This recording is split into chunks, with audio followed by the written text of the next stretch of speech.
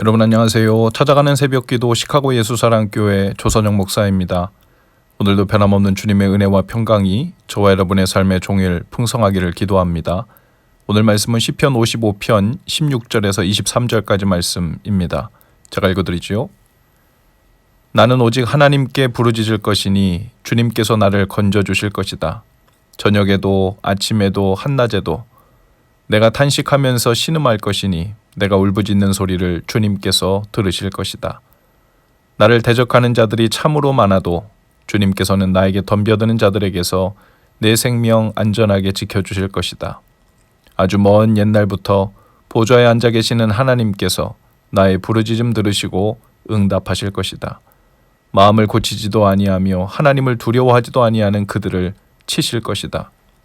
나의 옛 친구가 손을 뻗쳐서 가장 가까운 친구를 치는구나. 그들과 맺은 언약을 깨뜨리고 욕되게 하는구나. 그의 입은 엉긴 젖보다 더 부드러우나 그의 마음은 다툼으로 가득 차 있구나. 그의 말은 기름보다 더 매끄러우나 사실은 뽑아든 비수로구나. 너희의 짐을 주님께 맡겨라. 주님이 너희를 붙들어 주실 것이니 주님은 의로운 사람이 망하도록 영영 그대로 버려두지 않으실 것이다. 하나님, 주님께서는 반드시 그들의 멸망의 구덩이로 내려가게 하실 것입니다. 피 흘리기를 좋아하고 속이기를 좋아하는 자들은 자기 목숨의 절반도 살지 못하게 될 것입니다. 그러기에 나는 주님만 의지하렵니다. 아멘. 시편 55편은 다윗이 믿었던 옛 친구 때문에 위험에 빠지게 되었음을 토로하는 탄식시입니다. 그 친구가 누구인지 그리고 구체적인 상황은 무엇인지 알려져 있지 않지만 다윗이 표현하는 그 배신에 대한 충격은 아주 커 보입니다. 오늘 우리가 읽진 않았지만 12절에서 14절 내용을 보면 다윗의 심정이 이렇게 구체적으로 묘사되어 있어요. 나를 비난하는 자가 차라리 내 원수였다면 내가 견딜 수 있었을 것이다. 나를 미워하는 자가 차라리 자기가 잘나고 자랑하는 내 원수였다면 나는 그들을 피하여서 숨기라도 했을 것이다. 그런데 나를 비난하는 자가 바로 너라니 나를 미워하는 자가 바로 내 동료, 내 친구, 내 가까운 벗이라니. 다윗은 견디기 힘든 배신감과 절망으로 심각한 내상을 입었습니다.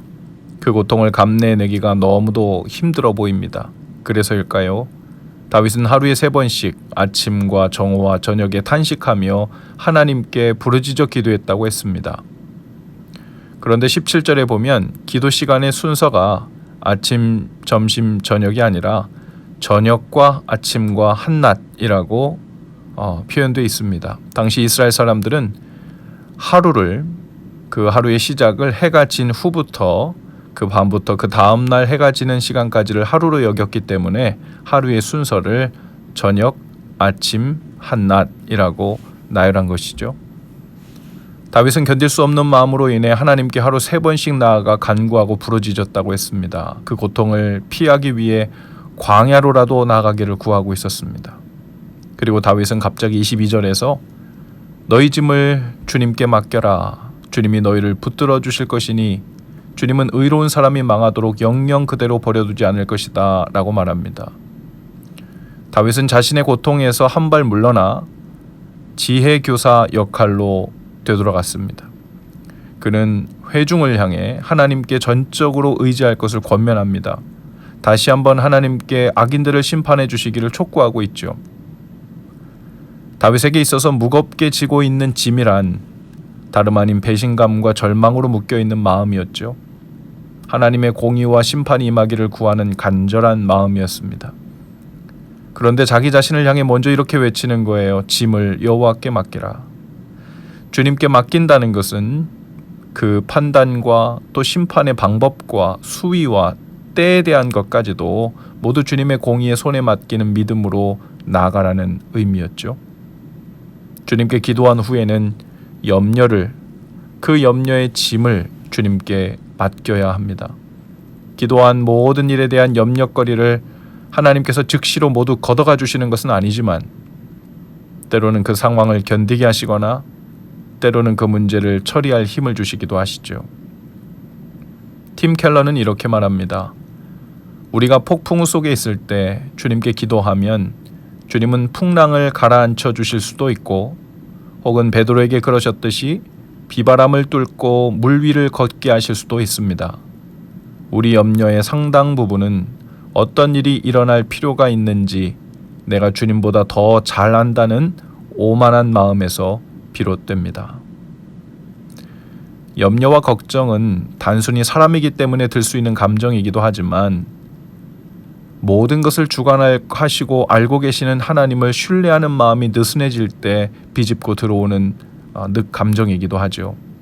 그래서 염려와 걱정이 생길 때 그냥 두면 그것이 자라서 반드시 불신이라는 어두움에 사로잡히게 됩니다. 염려와 걱정은 하나님의 생명이 자라는 하나님 나라 밭에 자라는 잡초와 같지요.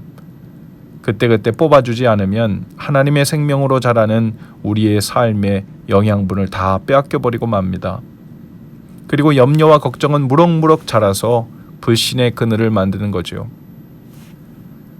어제 저녁 우리는 또다시 참담하고 안타까운 소식을 들었습니다. 텍사스주의 한 초등학교에서 총격 사건이 또 있었고, 현재까지 19명의 아이들과 2명의 교사 사망자가 나왔다고 하죠. 사랑하는 사람을 잃은 가족들의 마음을 어떻게 이루 표현할 수 있을까요? 아침에 학교 다녀오겠다고 나간 아이들이 주검이 되어 저녁에 집으로 돌아오지 못한다는 것을 어찌 상상이나 할 수 있을까요?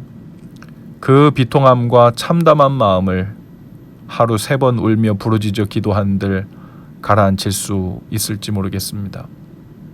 이 감당할 수 없는 절망과 아픔의 폭풍을 만난 이들에게 주님께서 견디고 뚫고 나갈 수 있는 힘을 주시기를 기도합니다. 그 마음을 또한 주님께 맡기는 마음을 주시기를 기도합니다. 그리고 우리에게는 그들을 위해 기도하는 것과 더불어 남은 할 일들이 있습니다. 여전히 미국 땅의 총기 규제법이 바알이라는 돈 숭배에 밀려서 계속적으로 무고한 희생자들이 나오고 있는 현실을 규탄하면서 우리의 작은 할 일들을 해나갈 수 있기를 바랍니다.